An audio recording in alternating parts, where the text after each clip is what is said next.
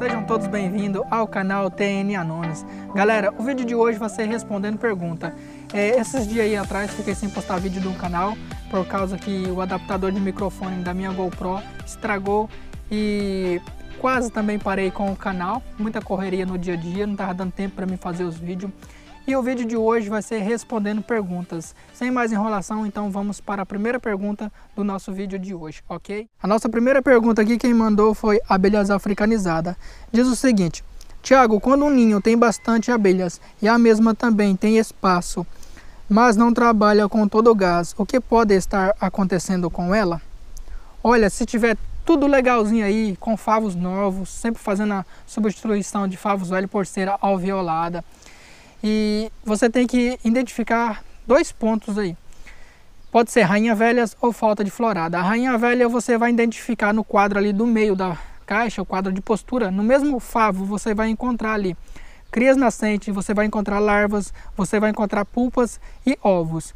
Quando é um sinal de rainha nova, ela bota uniforme dos dois lados do quadro. Isso daí também pode ser o atraso dessas abelhas. E a falta de florada na natureza, falta de néctar. Próxima pergunta aqui, quem mandou foi o Orlando Modro, Filho Modro. Eita, sobrenome difícil, hein? Ele diz o seguinte: Tiago, estou com um problema de ataque de varroas. Você tem um método mais fácil para explicar nós como combatê-las? Disse o seguinte: eu não tenho problemas com varroas. As nossas abelhas africanizadas, elas já é imune a esse tipo de praga. Só que você pode estar utilizando fumo no fumigador. Toda vez que você for fazer um manejo no apiário, você utiliza fumo. Isso ajuda a controlar aí o ataque de varroa nos seus apiários. Próxima pergunta, quem mandou aqui foi o Luan Andrade. Ele diz o seguinte: olá, Tiago, queria uma ajuda sua urgente. Tenho 19 enxames e de uma hora para a outra estão brigando entre si. E tem muitas abelhas mortas perto do caixote. Queria muita sua ajuda. Olha, geralmente isso acontece no final de florada. Pode ser saqueação ou usurpação.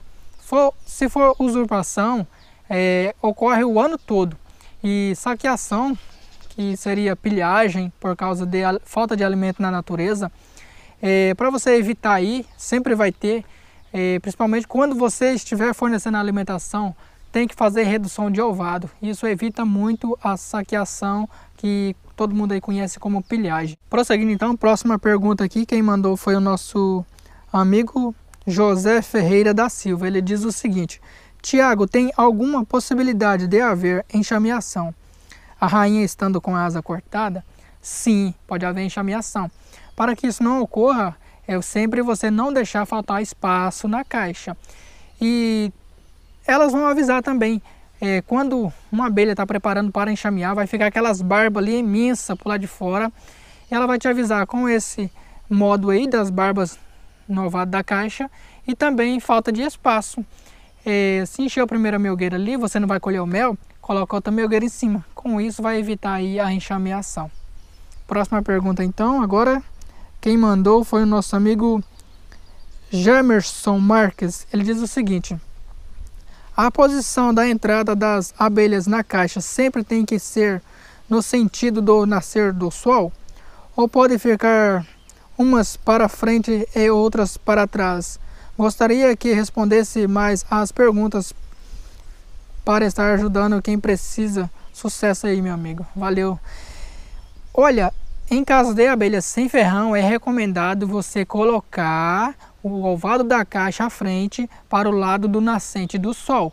Com abelhas apis isso não funciona, porque antes mesmo do sol aparecer, elas já estão no campo fazendo o seu trabalho de coleta de néctar e a polinização, ok? Então agora vamos para a próxima pergunta. Quem enviou foi o Rodrigo Moreira. Ele diz o seguinte: gostaria de saber se devo retirar as melgueiras depois da colheita do mel e deixar o enxame só no ninho o inverno todo? Olha, isso não é preciso. Você só vai retirar as melgueiras se o enxame for muito fraco. Se o enxame for um enxame populoso, você deixa com a melgueira e faça a redução de ovado. Aí, no período do inverno, você vai fazendo um acompanhamento. Claro, não vai deixar as abelhas abandonadas. Se você notar que os enxames estão ficando fracos, esses que estiver fraco, você retira a melgueira, guarda elas, pode guardar os favos dentro daqueles tambor azul, aqueles grandão de 200 litros, e colocar um pouco de álcool, pelo menos 300 ml, e lacrar o tambor ali, que a traça não vai roer a cera. Então você pode deixar com as melgueiras, só vai retirar as melgueiras no inverno se os enxames estiver fraco e faça a redução de ovado. Próxima pergunta aqui, quem mandou foi o nosso amigo Otávio Oliveira. O que faz para a princesa não ir embora com o enxame ao nascer? Isso é bem simples. Geralmente, quando a princesa nasce, já acabou todas as crias nascentes ali dentro de uma colmeia. Quando ela chega do voo nupcial, após a fecundação, possivelmente em torno aí de 70% das princesas, se tiver favos velhos, elas vão abandonar essa colmeia. O que você deve fazer é introduzir favos com postura antes que ela abandone a colmeia, porque depois que ela abandonar também não tem como, né? Mas o segredo aí é quando você perceber que já tem realeira ali, faça a introdução de favos com crias nascentes, tendo larvas, ovos, postura, que ela não vai abandonar de jeito nenhum. A abelhas apis não abandona o ninho com postura, só em caso de emergência por ataque de formiga ou veneno, né? Próxima pergunta aqui, quem mandou foi a Bianca Santos. Ela diz o seguinte: oi Thiago, tudo bem? Tudo tranquilo. Sou aqui do sul. O que é redução de ovado? Tem algum vídeo seu que fala sobre isso? Que não achei? Valeu. Olha, redução de ovado é você tampar a boca da caixa com um pedaço de madeira e deixar ali aproximadamente só 4 centímetros. Isso evita pilhagem, que é a saqueação de alimentos, e evita também invasores. Com isso as abelhas conseguem tomar conta da colmeia. Então vamos para a próxima pergunta aqui. Quem mandou foi o Jair Barbosa. Qual é a melhor época para fazer uma divisão de abelhas apis? Olha, divisão é recomendado fazer no começo da florada ou 2 meses antes de terminar a florada, que dê tempo ainda das abelhas se recuperar. Ou durante o período da florada você pode fazer as divisões aí e não precisa estar fornecendo alimentação, se na tua região for uma área que tem néctar em abundância. Pergunta aqui, quem mandou foi o Juliano Silva. Ele diz o seguinte: olá Thiago, o que fazer depois da colheita do mel? Tem que fornecer alimentação para as abelhas? Olha, geralmente após a colheita, começou a chover ou período seco, dependendo da região, ou inverno, tem que fornecer alimentação. Se você não fornecer alimentação, esse enxame ele vai profiando, ele vai ficando bem fraquinho. Em alguns apiários meus, eu não colho o mel tudo no final da safra, eu deixo ali mais ou menos uma melgueira e meia, até uma melgueira lotada para elas. Com isso, eu não preciso estar indo lá fazer alimentação, fornecer alimentação para elas, e o enxame passa populoso o ano todo. E quando começa a florada, o enxame já está preparado para a produção de mel. Então, se você colheu o mel tudinho dessas melgueiras aí, é recomendado fornecer alimentação para o enxame crescer, e para quando começar a primeira florada, ela não vai precisar de estocar esse mel, construir favo novamente, porque ela já vai estar populosa, forte. O que ela vai fazer é só estocar o mel, ok? Próxima pergunta aqui, quem mandou foi o Fabrício Martim. Ele diz o seguinte: olá Thiago, tudo bem?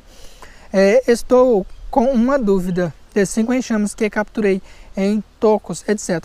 estavam sem rainha, sendo esse os maiores que encontrei. O que faço nesse caso? Olha, fez uma captura aí do enxame, eu recomendo. Faça a captura, se puder deixa de 3 a 5 dias no local da captura, depois você leva para o apiário. Antes de completar os 10 dias, faça uma revisão para verificar a postura da rainha, se você não achou a rainha, ou para verificar se tem realeiras. Se tem realeiras, só deixa 2 realeiras, as maiores. Nesse caso aí, se não tiver puxado realeira, não tiver rainha e o enxame estiver na caixa ainda, pega quadros que contenham larvas de até 3 dias de vida e faça a introdução nesse enxame, que elas vão puxar novas realeiras. Então vamos para a próxima pergunta aqui. Quem mandou foi o nosso amigo Herbert Santos. Ele diz o seguinte: gostaria de saber se é melhor fazer a divisão simples ou o modelo mandala para quem tem só 9 enxame. Olha, para quem tem pouca colmeias, está começando agora, eu recomendo fazer a divisão simples. De uma caixa faz outra. Porque o sistema mandala, você tem que ter muita atenção ali, principalmente se você for fazer ele pelo modo natural, né, sem introdução de rainhas, e se você for fazer a introdução de princesas, costuma haver ali algumas falhas. com a introdução de rainha, se você tiver as rainhas e tiver aí uns 3 enxames bem populoso, desses 3 enxames você pode fazer 10 ou 15 núcleos, né, no caso. Mas se você tiver as rainhas, se você não tiver a rainha, está começando agora na apicultura, começa aí pelo jeito mais prático e simples. De uma caixa faz outra. O resultado é melhor e o enxame continua populoso, né? Próxima pergunta aqui, quem mandou foi o Marcelo Antônio. Ele diz o seguinte: será que se eu dividir agora, começando a florada, atrapalha as abelhas produzirem mel? Quer dizer, uma divisão de enxame. No começo da florada, se os enxames estiver populoso e você fornecer a alimentação, não atrapalha. Eu faço esse processo no começo da florada, faço a divisão e ainda costumo colher mel até 3 vezes nesses enxames novos que eu dividi. Então isso daí também vai depender da alimentação que você vai fornecer para elas e também da florada que está tendo aí na natureza. Próxima pergunta aqui, quem mandou foi o nosso amigo Odair Santos Souza. Mostra aí como apurar o mel. Olha, Odair, o mel ele já é uma essência, ele é puro por natureza. Quem estraga ele é o homem da maneira incorreta de colher o mel. Então o mel ele já é puro. Nossa próxima pergunta aqui, quem mandou foi: sorria, você está sendo filmado, JK. Ele diz o seguinte: Tiago, por que a cera resseca? Às vezes abro uma colmeia e tem cera ressecada. Olha, isso geralmente acontece no período de escassez, quando os enxames estão fracos, que ele não está tomando conta ali da caixa toda. Porque é falta de temperatura dentro da colmeia. Quando tem bastante abelhas, esses favos ficam aquecidos, geram um certo calor ali dentro da caixa. E com pouca abelha, esses favos vão ficar ressecados e geralmente não tem abelha tomando conta desses favos ressecados. O correto aí é você, se for a melgueira, você retirar ela e fazer a redução de ovado, ok?